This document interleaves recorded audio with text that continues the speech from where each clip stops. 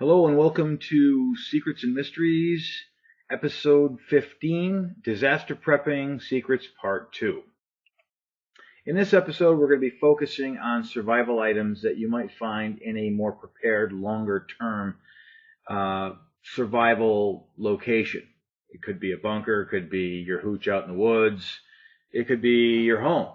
But, this is the sort of thing that you might want to keep in a survival situation that you expect to be A, long-term, and B, where you've got more space for storage. Another way to think of preparedness is think about the things that you enjoy that you don't have. Now, that may seem sort of obvious, but some of the things that you may want or require in a survival situation won't necessarily be there, and you got to think about that. Things like baking powder and flour and maple syrup and honey and other things like that. Candy bars. I mean, people think about all the, canned goods and soup and, chili. They think about condiments, boxed cereals, and that sort of thing. But start to think about some of the things that make you feel good and some of the things that will allow you to maximize the use of your environment. You also want to think about things like powdered eggs and powdered potatoes and powdered milk. Those things will allow you to create food options and items that other people may or may not have access to. Other comfort items like toilet paper would probably be pretty nice to have on hand, especially if you're planning on living in your home or in a place that has some sort of indoor plumbing. That's the kind of thing you want to start to think of also. One of the other things you want to think of is, what do you see that might be a mistake in the image here? What I see are a lot of boxed items that are just on shelves. You can get Ziploc bags in almost any size. Maybe you knew that, maybe you didn't, but you probably didn't know, maybe you didn't know, that you can get those Ziploc bags a lot cheaper than buying them in the store by buying them in bulk from places like eBay and Amazon and maybe even other places. And what is a really good idea to do is to take all of the items that you buy that are in a store that you got on sale somewhere that you are using to sort of stockpile food and put them in their own individual plastic packaging at the very minimum, because that plastic packaging that you're going to put on it will greatly enhance the shelf life of the item that you are using or putting inside of it. An example would be like pasta. Lots of people stockpile huge amounts of pasta in the bags that they come in the supermarket.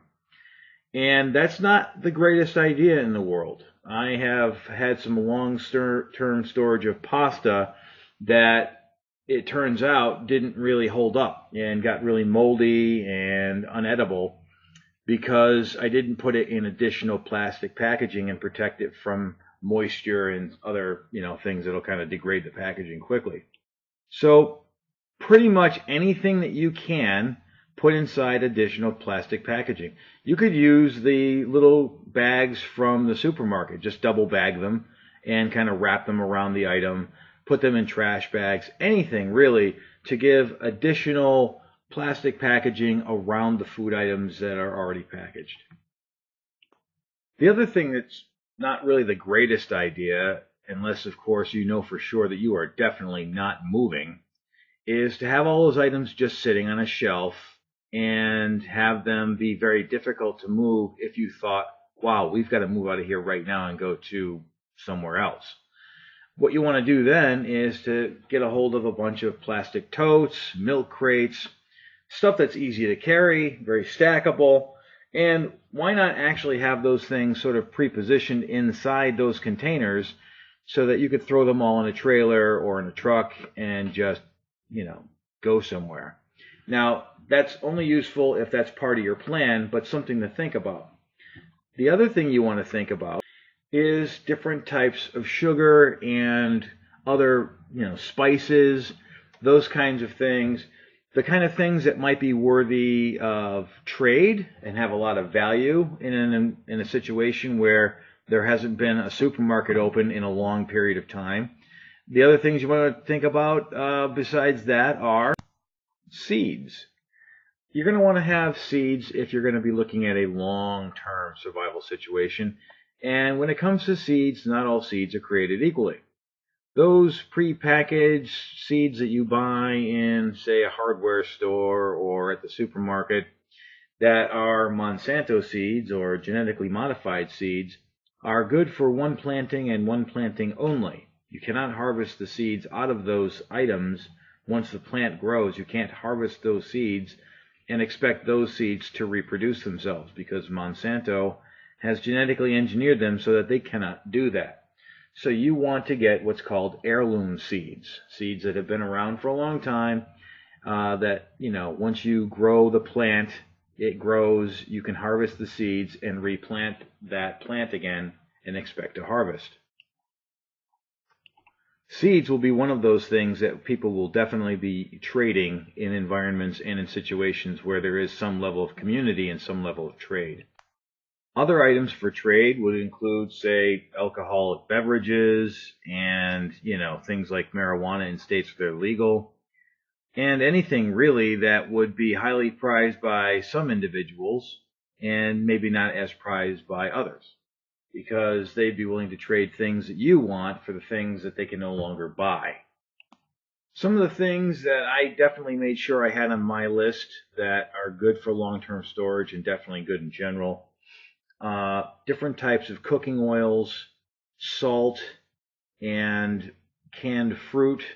I also got like chocolate morsels, chocolate frosting, vanilla frosting, and things that are going to put a smile on your face when you've had about 5 months of suck. You're going to want to add to that various types of canned food that has a high level of protein in it. You're going to need both fat and protein in your diet, more than you have really ever thought about it before, especially when you're in a survival situation. So, get your canned, potted meats and the things that you probably wouldn't normally eat, but will be absolutely essential in a survival situation. You're also going to want to have enough water filtration for yourself and all the people in your group for the period of time that you believe you're going to be in that survival situation, or at least until such time as you've put together your own water filtration system where you don't need something commercially purchased like this little hiking water filter. A lot of people like the little Coleman cooking stoves, and I actually have a couple of these, and I have a whole bunch of bottles of propane, which is fairly inexpensive to use. The reason why I like this is because you can cook in times when trying to find dry cooking fuel isn't so easy. And that's basically the reason why I bought something like this, is because I didn't want to have to always go out in the most terrible weather to try to find dry wood to, cook with. You're going to be using a lot of your wood just to heat your environment, potentially. And, so having something like this is not a bad idea. I would not call it a must. This is more of a luxury item. Something that's not really a luxury item and is a must is some kind of cooking kit. You're going to want to have a few different sizes. You're going to want to have a skillet, a pot with a lid, maybe a kettle with a lid, and maybe even a griddle. And then maybe some basic tools to kind of manipulate your food with. Beyond that, just get as extravagant as you believe you have space to do so. And, you may not be able to get something that is this big and durable and possibly heavy. There are cooking kits made for camping that are small and designed to fit into a small space. In fact, some of the old Boy Scout stuff is really suitable for an individual in like a go bag. It's great. You've got a little pot, a little frying pan, a handle, a cup, some basic tools, basic silverware, and you can get that stuff dirt cheap. You're also going to want to store up on some bushcraft knowledge. There are many, many books on the subject, and they cover a wide variety of techniques. And if some of the information is going to end up being redundant, but that's absolutely okay. These are some of the books that I own, but certainly not all. I have a nice solid library of this kind of information. You'll learn everything from how to make game and fish traps to hasty shelters and learn tracking. And it's definitely a good idea to get information from different authors. You definitely, you'll have the same device presented from a slightly different angle, and it gives you a lot of options and allows you to kind of experiment a little bit. It also tells you what not to do, which is extremely handy because in a survival situation, the last thing you want to do is waste time. Another super important thing to have in your permanent hooch is live bait traps or live animal traps, both for fish and for surface game. This is a live animal trap, and you also want to have live bait traps that you can use to catch small fish, either for eating if you have to, or also for, as bait for larger game. This is a small leg hold trap. It's good to have a few different sizes of these and a couple of examples of each one.